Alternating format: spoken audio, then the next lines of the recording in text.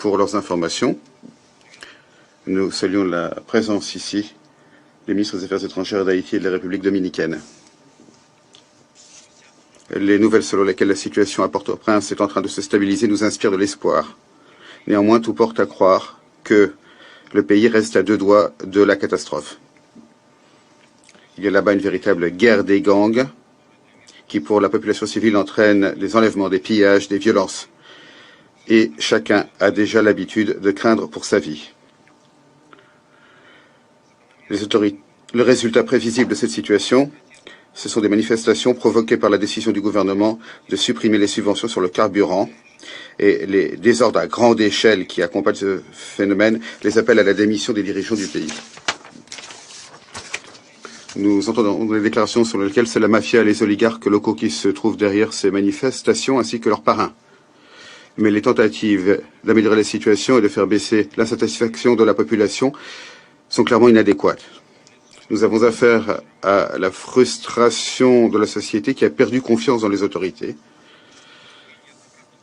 Nous n'avons cessé de dire qu'il était indispensable d'avoir un large dialogue politique et de lancer un processus d'élection et de réforme.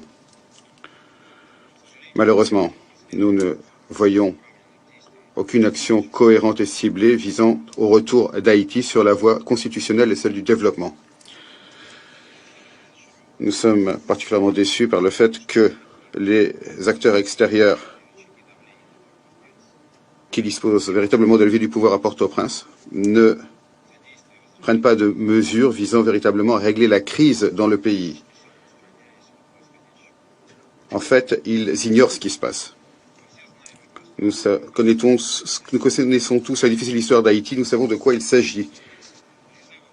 Les appels à se tenir aux côtés d'Haïti, lancés depuis la tribune de l'Assemblée générale, ne suffisent pas. Il faut faire des efforts pour que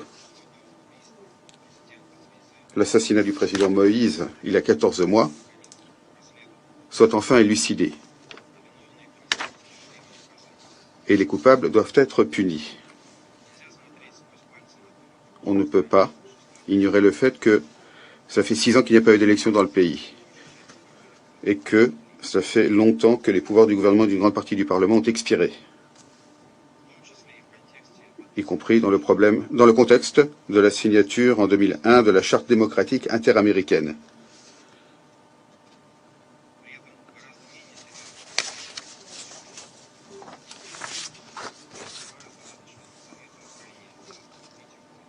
Mais des problèmes bien moins graves dans d'autres régions suscitent les critiques et les menaces des membres du Conseil. Je crois que vous devez être honnête et soit appeler un chat, soit reconnaître que vous appliquez le 2 poids 2 mesures concernant différents pays à l'ordre du jour du Conseil.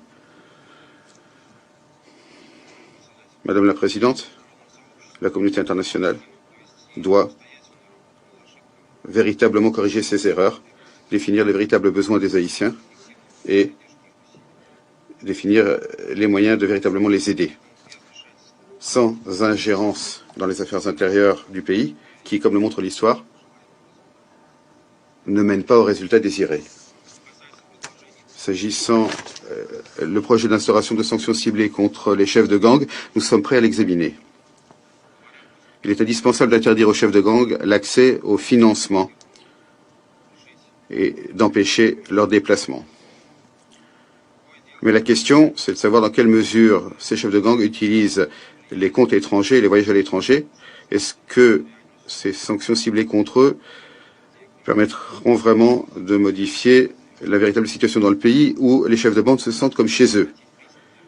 Il convient d'accorder toute notre attention aux itinéraires du trafic d'armes et des flux financiers illicites. Tant que nous ne stopperons pas la contrebande d'armes, elle continuera à alimenter la spirale de la violence dans ce pays, qui mérite depuis si longtemps la paix et le développement.